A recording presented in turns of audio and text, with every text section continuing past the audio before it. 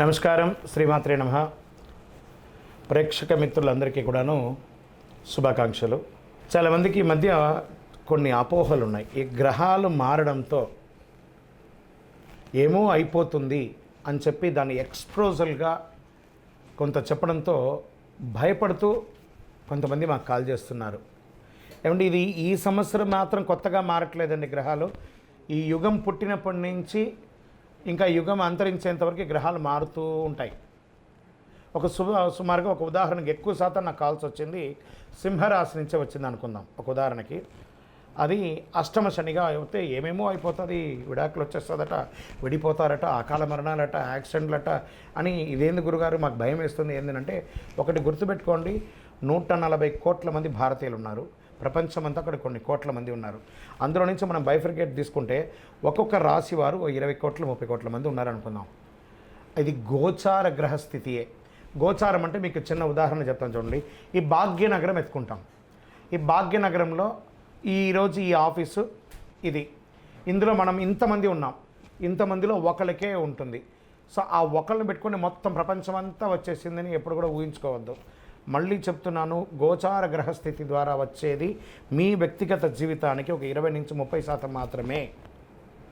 మీ వ్యక్తిగత జాతకంలో మీ date of birth, time of birth, లగ్నాన్ని బట్టి మీ పూర్తి జాతకం వస్తుంది. కాబట్టి అన్నీ చూసేసి, కనబడ్డ ప్రతిదీ చూసేసి ప్యానిక్ అయ్యి మీరు ఇబ్బంది పడడం, అవతలను కూడా ఇబ్బంది పెట్టడం తప్పు. కాబట్టి దయచేసి మిమ్మల్ని మీరు ధైర్యంగా ఉంచుకోండి. ఏ గ్రహాలు కూడా మనల్ని ట్యూన్ చేసేది కానీ మనల్ని నాశనం చేయదు. గ్రహాలన్నీ అనుగ్రహం చేయడానికే కానీ ఇబ్బంది పెట్టడానికి కాదు, మనల్ని ట్యూన్ చేయడానికి కోసం మాత్రమే. జ్యోతిషాస్త్రరీత్యా ద్వాదశ రాశిలో 7వ రాశి అయినటువంటి తులారాశి మిత్రులారా, మీరు చిత్తా నక్షత్రం 3, 4 పాదములు, స్వాతి నక్షత్రం 1, 2, 3, 4 పాదములు, విశాఖ నక్షత్రం 1, 2, 3 పాదాలకు జన్మించిన మీరు తులారాశి వారిగా పరిగణించబడుతున్నారు. ఇక్కడ తులారాశి వారికి మళ్ళీ చెప్తున్నాను, ఏమండి తులారాశి వాళ్ళు అదృష్టవంతులు కాదేమో, ఎప్పుడు కష్టపడుతూనే ఉండాలేమో, ఇలాంటి క్వశ్చన్స్ అంతా నాకు అడుగుతున్నారు. ఎవరని చెప్పారు మీకు? ఈ 12 రాశుల్లోనూ ఏ గ్రహాలకి ఎవరి మీద పార్షియాలిటీ ఉండదండి. అందరినీ అన్ని రకాలుగా చూస్తారు. ఏ సమయంలో ఏ దీంట్లో చేయాలో ఆ సమయంలో ఉంటుంది. ఇప్పుడు మనం ఉదయం ఉంటున్నాం, నిద్రలేస్తాం, ఛాయ్ తాగుతాం, టిఫిన్ చేస్తాం, మధ్యాహ్నం భోజనం చేస్తాం, రాత్రి డిన్నర్ చేస్తాం, పడుకుంటాం. ఇవన్నీ ఎవరైనా మనకు నేర్పించారా? ఇవన్నీ దినచర్య ఎలా జరుగుతుందో ఈ గ్రహాలు కూడా ఇలాగే చర్యలు మారుతూ వస్తుంటుంది. కానీ ఒక గ్రహం మీద ప్రేమ ఎక్కువ, ఒక గ్రహం మీద తక్కువ అనేది ఆ అపోహ పోకండి. తులారాశికి ఆ అపోహ ఎక్కువ ఉంది. నాకు ఈ మధ్య కాల్స్ అవే ఎక్కువ వస్తున్నాయి. వేరే వీడియోస్ చూసి డౌట్తో అడుగుతున్నారు. మీరు ఇన్ని చూడడం వల్లే మీ యొక్క మైండ్ అంతా కూడా ఖరాబ్ అవుతుంది. కాబట్టి దృష్టిలో పెట్టుకోండి. 29వ తారీఖు వరకు శుక్రుడు వృషభ రాశిలో ప్రవేశించడం. రాహు ఈ నెల మొత్తం 5వ ఇంట్లో ఉంటాడు. పంచమంలో రాహు, షష్టమంలో శని, సప్తమంలో శుక్రుడు, అష్టమంలో రవి బుధుడు, భాగ్యంలో గురుడు, దశమంలో కుజుడు, భాగ్యంలో కేతు. గోచార గ్రహస్థితులన్నింటిని బట్టి కాస్త మిశ్రమం కూడా చెప్పచ్చు ఈ నెల. ఇతరుల విషయంలో పట్టించుకోకండి. ఆదాయం బాగా వృద్ధి చెందుతుంది, బాగా నిలదొక్కుంటారు. అవకాశాలను సద్వినియోగం చేసుకోండి. ఆకస్మిక ధనలాభాలు అవకాశం ఉన్నాయి. ప్రముఖులతో పరిచయం పెరుగుతాయి. కుటుంబంలో శుభ పరిణామాలు అనుకూలిస్తాయి. ఏ ప్రయత్నం తలపెట్టినా విజయం పొందుతారు. ఉద్యోగంలో ఆదరణ, ప్రోత్సాహం పెరుగుతుంది. కొత్త ఉద్యోగం ప్రయత్నం చేస్తున్న వారికి అవకాశాలు ఉన్నాయి. విదేశీ ఉద్యోగం వారికి కూడా అవకాశాలు. రుణాలు చూసి చేయండి. మాస ద్వితీయంలో జాగ్రత్త. అప్పులు తీసుకోవడం కానీ, మాట ఇవ్వడం కానీ, కోర్టు కేసులు కానీ 3వ వారంలో కాస్త జాగ్రత్త.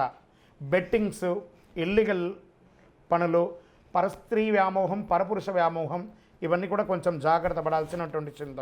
అధికారులతో బాధ్యతలుగా నిర్వర్తించేటప్పుడు ఉద్యోగంలో ఇది వచ్చి మాస ద్వితీయంలో ఉన్నటువంటిది. ఉద్యోగంలో జాగ్రత్తగా ఉండాలి. వృత్తి వ్యాపారంలో పురోగతి చెందుతారు. క్రయ విక్రయాలన్నీ వ్యాపారస్తులకి మిశ్రమని చెప్పచ్చు. ఒక్కొక్కసారి అమ్మకాలు ఆకస్మికంగా వచ్చేస్తుంది. పార్ట్నర్షిప్ ఉంది చూసారా, వాళ్ళకి కూడా మంచిది అని కూడా చెప్పచ్చు. భార్యాభర్తల మధ్య మిశ్రమంగా ఉంది. కాస్త కూర్చొని మాట్లాడుకుని ఇది చేసుకోండి. నిరుద్యోగులకి 1 నెల వెయిట్ చేయండి, మంచి ఆఫర్స్ వస్తున్నాయి. పోటీ పరీక్షలు రాసేవాళ్ళు బాగా చదవాలి, శ్రద్ధ పెట్టి చదవాలి. విదేశాల్లో ఉద్యోగంలో ఉన్నవాళ్ళు లేదా చదువుకొని ఉద్యోగం చేసే వాళ్ళకి గెట్ రెడీ. అతి త్వరలో మీకు మంచి శుభవార్త వింటారు. మాస ద్వితీయంలో చిన్న ఇబ్బందులు, మీపై దూషణ చేసే అవకాశాలు ఉంటాయి. పర్మిషన్స్ లేట్ అయ్యే అవకాశాలు ఉంటాయి. విలువైన వస్తువులు మిస్ప్లేస్ అయ్యే అవకాశాలు ఉన్నాయి. శత్రువులు కొంచెం యాక్టివేట్ అయ్యే అవకాశాలు ఉన్నాయి. అధిక ప్రయాణాలు చేయకండి. వాహనం నడిపేటప్పుడు జాగ్రత్త. బంధుమిత్రులతో మాట పట్టింపు జాగ్రత్త. మీతోనే ఉండి మిమ్మల్ని ఇబ్బంది పెట్టే వాళ్ళు కొంతమంది ఉంటారు. వాళ్ళని గుర్తించి తులారాశి మిత్రులారా వాళ్ళని అవాయిడ్ చేయండి. ఆరోగ్యపరంగా ఒత్తిడి వస్తుంది. నాడీ సంబంధించి, కిడ్నీకి సంబంధించి, కడుపుకి సంబంధించి చిన్న చిన్న ఆరోగ్య సమస్యలు ఉన్నాయి, జాగ్రత్త పడండి. రాజకీయ నాయకులకి ఇది మిశ్రమం, జాగ్రత్త. షేర్ మార్కెట్ కూడా మిశ్రమమే. వ్యవసాయదారులకి బాగుంది. సాఫ్ట్వేర్ రంగం వారికి కూడా మిశ్రమమే. మీడియా రంగం వారికి, స్పోర్ట్స్ రంగం వారికి కాస్త బాగుందని చెప్పచ్చు. వివాహం కాని వారికి శుభ సమయం అని చెప్పచ్చు. అదృష్టం కలిగించే రోజులు ఈ నెల 2, 5, 8, 12. అదృష్ట సంఖ్యలు 1 మరియు 3. చంద్రాష్టమం 22/6/2025 11 గంటల 3 నిమిషాల నుండి మొదలు పెడితే 24వ తారీఖున 11 గంటల 48 నిమిషాల రాత్రి వరకు చంద్రాష్టమం ఉంటుంది. 2.5 రోజులు జాగ్రత్తగా ఉండండి. 29వ తారీఖు వరకు శుక్రుడు వృషభరాశిలో ప్రవేశించడం. రాహు ఈ నెల మొత్తం 5వ ఇంట్లో ఉంటాడు. పంచమంలో రాహు, షష్టమంలో శని, సప్తమంలో శుక్రుడు, అష్టమంలో రవి బుధుడు, భాగ్యంలో గురుడు, దశమంలో కుజుడు, భాగ్యంలో కేతు. గోచార గ్రహస్థితులన్నింటిని బట్టి కాస్త మిశ్రమం కూడా చెప్పచ్చు ఈ నెల. ఇతరుల విషయంలో పట్టించుకోకండి. ఆదాయం బాగా వృద్ధి చెందుతుంది, బాగా నిలదొక్కుంటారు. అవకాశాలను సద్వినియోగం చేసుకోండి. ఆకస్మిక ధనలాభాలు అవకాశం ఉన్నాయి. ప్రముఖులతో పరిచయం పెరుగుతాయి. కుటుంబంలో శుభ పరిణామాలు అనుకూలిస్తాయి. ఏ ప్రయత్నం తలపెట్టినా విజయం పొందుతారు. ఉద్యోగంలో ఆదరణ, ప్రోత్సాహం పెరుగుతుంది. కొత్త ఉద్యోగం ప్రయత్నం చేస్తున్న వారికి అవకాశాలు ఉన్నాయి. విదేశీ ఉద్యోగం వారికి కూడా అవకాశాలు. రుణాలు చూసి చేయండి. మాస ద్వితీయంలో జాగ్రత్త. అప్పులు తీసుకోవడం కానీ, మాట ఇవ్వడం కానీ, కోర్టు కేసులు కానీ 3వ వారంలో కాస్త జాగ్రత్త.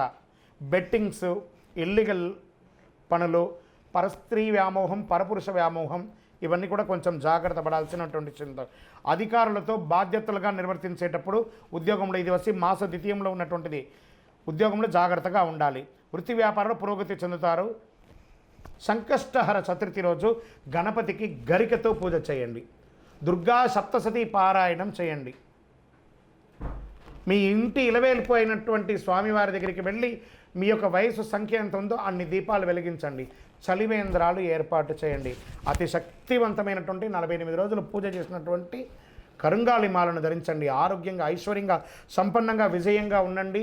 జాతకం అంటే ప్రతి ఒక్కరికి కూడా ఒక భయం. ఈ నెల నాకు ఎలా ఉంటుంది, వ్యాపారం ఎలా ఉంటుంది, ఉద్యోగం ఎలా ఉంటుంది, ఆర్థికంగా ఎలా ఉంటానని ఒక భయం ఉంటుంది. దాన్ని తీసేయడం కోసమే ఈ యొక్క నెలవారీ గోచార గ్రహస్థితులు. ఈ గోచార గ్రహస్థితుల ద్వారా వచ్చే ఫలితాలు మీ వ్యక్తిగత జీవితానికి ఒక 30% మాత్రమే వర్తిస్తుంది. మీ యొక్క వ్యక్తిగత జాతకం ద్వారానే సంపూర్ణ జాతకం అనేది వస్తుంది. మళ్ళీ చెప్తున్నాను, జాతకం అనేది పడుతున్న వర్షానికి ఒక గొడుగు మాత్రమే, కానీ జాతకం జీవితం కాదు. మళ్ళీ జాతకాన్ని ఎవరెవరు అడగాలి అంటే 21 వయసులోపు ఉన్న వాళ్ళు అడగకూడదు. 60 వయసు పై చిలుకు వాళ్ళు అడగకూడదు. ఎందుకంటే వాళ్ళు పెద్దవాళ్ళు కాబట్టి వాళ్ళకి అన్నీ తెలుసు. ఆర్థికమైనటువంటి లావాదేవీలు చేసేసి అప్పులు తీరడానికి కోసం జాతకం అడిగితే జాతకం చెప్పించుకుంటే అప్పులు తీరవు. ఇల్లీగల్ అఫైర్స్ గురించి అడగకూడదు. మీ యొక్క వ్యక్తిగత జాతకం తెలుసుకోవడానికి కింద ఉన్నటువంటి నెంబర్కి మీ యొక్క పేరు, date of birth, time of birth, place of birth చేయండి. ఇంకనూ మీరందరూ కూడాను ఆయురారోగ్య ఐశ్వర్య భోగభాగ్యాలతో ఉండాలని అఖిలాండ కోటి బ్రహ్మాండ నాయకుడు శ్రీ ధర్మశాస్త్ర అయ్యప్ప స్వామి వారిని ప్రార్థిస్తున్నాం. మీరు తిరుపతికి వచ్చినప్పుడు అయ్యప్ప స్వామి వారి 18 అవతారముల దేవాలయాన్ని బ్రహ్మశ్రీ డాక్టర్ చంద్రమౌళి గురుస్వామి గారు నిర్మించి సమాజానికి అంకితం ఇచ్చారు. జీవకోన అనే ప్రాంతంలో తిరుపతిలో రైల్వే స్టేషన్ నుండి బస్టాండ్ నుండి 3 కిలోమీటర్ల దూరంలో ఉంటుంది. రండి, దర్శనం చేసుకోండి, అనుగ్రహం పొందండి. విజయోస్తు. వందే మాతరం, వందే మాతరం, వందే మాతరం.